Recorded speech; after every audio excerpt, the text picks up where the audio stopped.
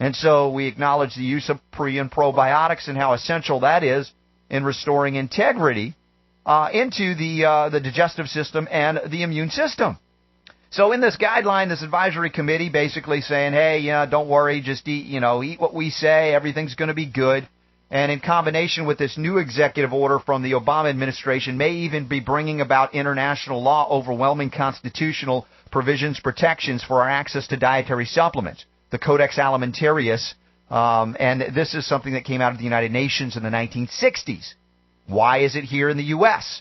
Well, of course, there are globalists in our own government, including the Obama administration, looking for any excuse to harmonize U.S. laws to international, in this case, pharmaceutical guidelines. And so we've got really behavior modification becoming institutionalized in this new executive order. And I'm telling you, this is crazy stuff that is happening. These 25 members they want to put on this panel from outside the government, you're going to see them being largely medical pharmaceutical, but they're talking about different strategies and prevention as such. Of course, smoking cessation, big whoop. We all know smoking's probably not a good idea. Not that there's much tobacco in an American tobacco cigarette, but they're talking about proper nutrition as such. But what they want to do is literally alter behavior. If they don't like the behavior, they're going to go to science-based guidelines developed by the CDC, the same group that says the world is going to come to an end because of a pandemic that didn't occur. Exactly. So this council is going to carry out such other activities as are determined appropriate by the president.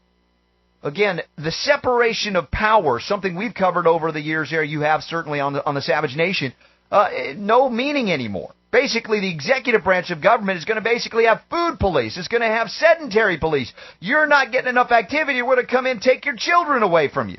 Of course, all these things are common sense that can be handled on a family basis via the churches, the synagogues, the communities. These things can be done. We don't need an overreaching federal government, certainly one run by Obama, where the executive branch runs roughshod over every other branch of government and starts dictating to us how to live when they don't even know how to keep their own books.